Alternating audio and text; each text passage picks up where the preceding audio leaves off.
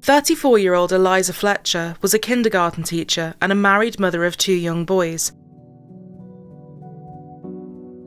She had met her husband Richard at church, and they married in that very church in 2014. Eliza was part of a well-known and successful family, being the heiress of Orgill Inc., a huge hardware supply company. But working for the family business was never her calling or passion. It was always teaching.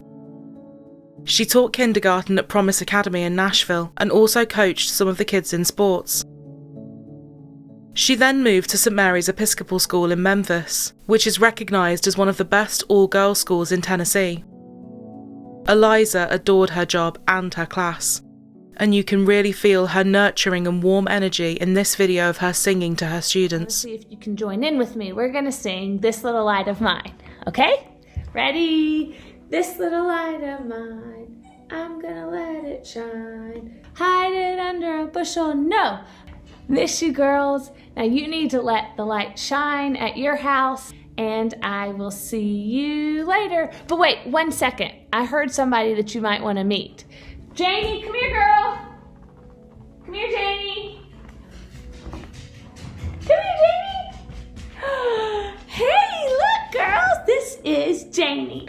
And Janie is the girl in our house because there's 2 little boys and a Mr. Fletcher, and so there's just me and Jane.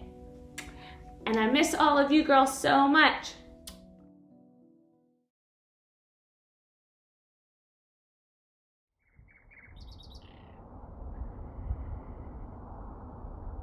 September 2nd, 2022, 4 a.m.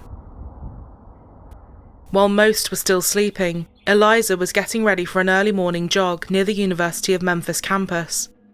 Working out, especially running, was a massive part of her life. She was a keen marathon runner, having finished 22nd out of all of the women running the St. Jude Marathon that year, and this placement allowed her to qualify for the elite Boston Marathon. She ran about 8 miles every day, always the same route, and always the same time. Today was no different. 6:45 a.m. A cyclist found a water bottle, phone, and a pair of Champion sandals on the ground. He turned his bike around ready to cycle off to try and find the owner of the phone. But an hour later, they would know who the phone belonged to when the Memphis Police Department got a call from Eliza's husband Richard. She had not returned home from her run. The phone and water bottle were hers, but no one recognised the sandals.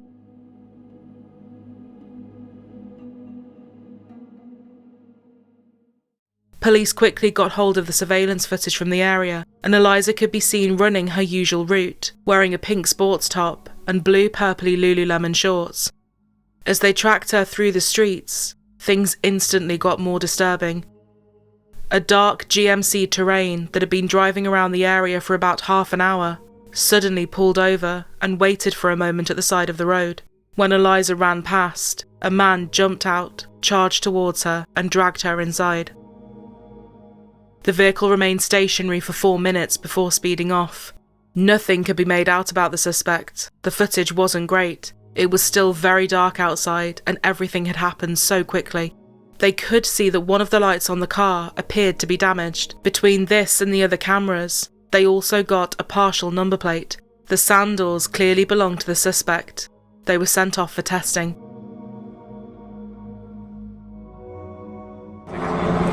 From the skies and on foot, police scouring this Memphis neighborhood Sunday, searching for a mother now missing. Uncle of Eliza Fletcher.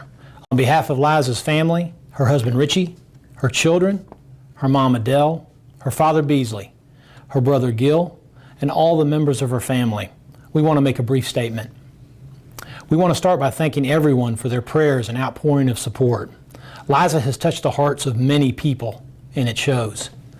We want to thank the Memphis Police Department, Shelby County Sheriff Department, TBI, FBI, and all of the other law enforcement agencies who are working tirelessly to find Liza. The family has met with police, and we have shared with them all the information we know. More than anything, we want to see Liza returned home safely. The family has offered a reward for any information that leads to her safe return. We believe someone knows what happened and can help. If you have any information, on this crime or Eliza's location, call the police at 901-545-COPS or call Crime Stoppers at 901-528-CASH. Thank you. Setting up their mobile command center and with investigators on site. The department has released surveillance images of Fletcher from her morning run, shown in a pink athletic top and purple bottoms. They also released 2 images of the vehicle the suspect abducted her in. The City of Memphis attorney Jennifer Sink did tweet earlier today saying Fletcher is her niece, asking community members to contact the police if they see her. Police haven't released any information on Fletcher's immediate family. In an effort to make runners more aware as they go on early mornings and late night runs, an avid runner in the Memphis area says she recommends all female runners run in pairs or groups. A $50,000 reward was offered for Eliza's safe return, and through her uncle, her family spoke to the media, begging for all the help and support they could get. They searched hers and Richard's house as well, taking away various items including a laptop and the family car. Despite the fact the authorities believed this was a totally isolated incident, a random attack from a total stranger, some people following the case and discussing it on social media speculated that her devastated husband Richard might have been involved, even going so far as to suggest it may have been to do with inheritance. This was something very painful for her already distraught family to deal with, and those people would be forced to backtrack and apologise when investigators finally closed in on their suspect, and they had found him in less than a couple of days. In a parking lot, police located a dark GMC Terrain with a damaged light, and DNA testing on the sandals quickly came back too, giving them a name that was already in their system and had been for almost 3 decades. 38-year-old Cleotha Abston, who sometimes went by the surname Henderson. He had a long criminal history going back to when he was just 11 years old. He had only been out of prison for a couple of years, having served 20 years for kidnap. Between 1995 and May 2000, Cleotha had been arrested 16 times, including for the rape of an anonymous male when he was aged 14, theft, aggravated assault, and unlawful possession of a weapon. And in regards to the kidnapping conviction he had only just been released for, Kemper Durand said he was lucky to escape after being dragged into the back of a vehicle at 2 a.m. back in 2000 by the then 16-year-old Cleotha and his accomplice Marquette. Kemper, who was a prominent lawyer and had escaped after catching someone's attention and calling out, believed he would have been killed that day. During his time behind bars, records show that Cleotha was accused of 19 separate instances of indecent exposure. Cleotha Abston was arrested and charged with especially aggravated kidnapping and tampering with evidence. But the search for Eliza was still ongoing, as Cleotha wasn't talking.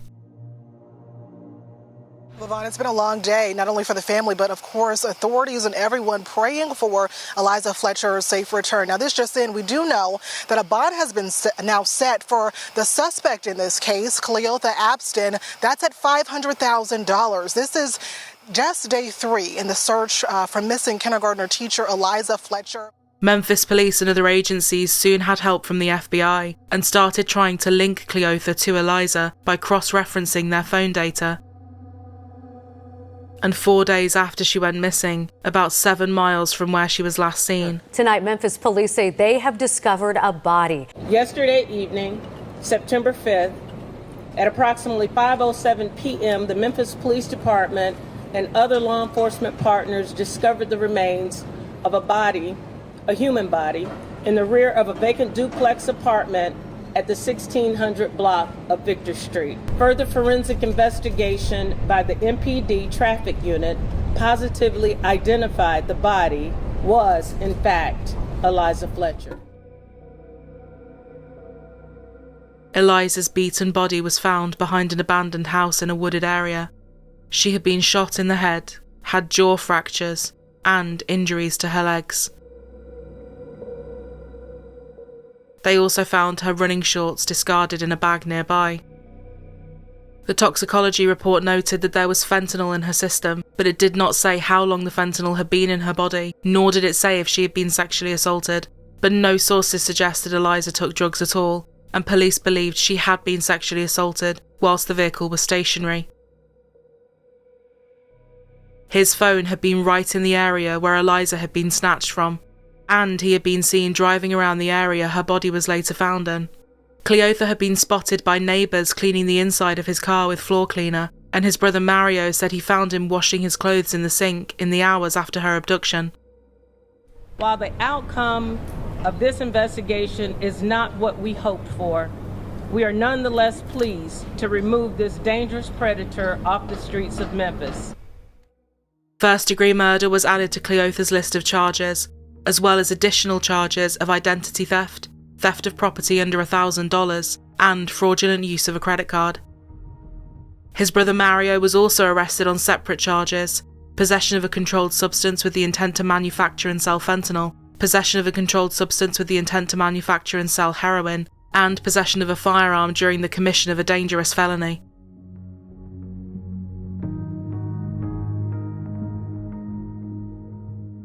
The case had really triggered a huge outpouring of community concern, which spread far beyond Memphis. People were shaken up and their sense of safety was at an all-time low. 1 week later, hundreds of people in Memphis gathered for an event called Let's Finish Liza's Run, following the same route she set out to do that morning. Still are running. You can see behind me, we've got somebody running this road on Central Avenue and South Goodlet. But people are just really coming together, and you can see the community is really tightening up and showing their support and celebrating the life of Eliza Fletcher. And many people met here at 4 this morning and started this 8.2-mile run at 4:20. Around the time that Eliza would have started running. Despite an overwhelming amount of evidence, Cleotha pleaded not guilty, and his trial would later be scheduled for February 2025. The prosecution said they would be seeking the death penalty against him. While all this was going on, Cleotha was now facing yet more serious charges in relation to a separate case: aggravated rape, especially aggravated kidnapping, and being a convicted felon in possession of a firearm. He had held a young woman, Eliza Franklin, at gunpoint and raped her a year before he kidnapped and killed Eliza, but due to a delay in the sexual assault kit being processed, the dots were not connected. Cleotha was out free without being arrested. Eliza said as a result of how her case was handled, she was suing the city of Memphis and its police department. She said that due to their botched investigation into her rape and letting him walk free, he was able to kidnap and murder Eliza. Her lawyer said they knew who it was, they did nothing, and as a result Eliza Fletcher winds up murdered when he should have been in jail. If they had done their job, she'd be alive. Alicia's rape test kit was not completed for 9 months, and the DNA collected from the kit had finally been entered into the National Law Enforcement Database on September the 5th, 3 days after Eliza was abducted. And the verdict reads as follows: Count 1. We, the jury, find the defendant guilty of aggravated rape as charged in count 1 of the indictment. Friday, criminal court judge Lee Coffey announcing verdicts in a 3-count indictment against Cleotha Abston, the man charged with raping Eliza Franklin in 2021. In addition to aggravated rape, Abston was found guilty of aggravated kidnapping and unlawful possession of a firearm by a convicted felon. He was sentenced to 80 years in prison for his attack on Eliza. And finally, it was agreed that his not guilty plea in Eliza's case would be changed. First at 4, in a surprising turn of events, the man charged with kidnapping and killing Eliza Fletcher enters guilty pleas on all charges. His lawyer said there was simply too much against him, and there was no way he wouldn't be found guilty. We had been meeting with him regularly for the past few months and had been telling him that we need to settle this case, that we cannot go forward with the trial and expect to succeed, he said. At the end of 2024, Cleotha pleaded guilty to the kidnap and murder of Eliza Fletcher. He was sentenced to life in prison without the possibility of parole. He sat there, the same as he had done every time he was in court, expressionless and emotionless. Through a written statement, Eliza's family said, "We have no idea what happened to you to turn you into someone so filled with a desire to hurt people. Whatever it was, it does not excuse or explain what you have done. You have changed our lives forever, and nothing will ever be the same. You murdered Liza, even though she did nothing to deserve it. She did not hurt you. In fact, she would have been the first to help you if you needed it. The district attorney said the defendant gives up his right to appeal, so there won't be years and decades of appeals. This person will never be released from prison. He will die in prison. And that is a good thing for the safety of the community. Because of Eliza's and Alicia's cases, the legislature passed down a law that required the Tennessee Bureau of Investigation to issue a quarterly report on sexual assault kit testing times.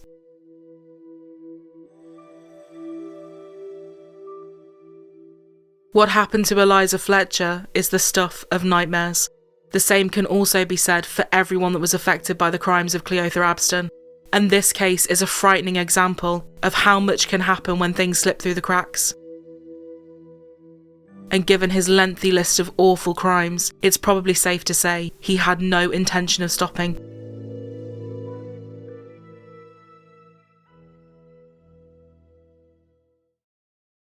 Eliza's family said her smile radiated happiness, energy and comfort. Her husband, her children, her parents, her brother, the rest of her family, her friends, her students, her school families, her fellow teachers, her church community, and so many others were moved by countless examples of her faith, kindness and compassion.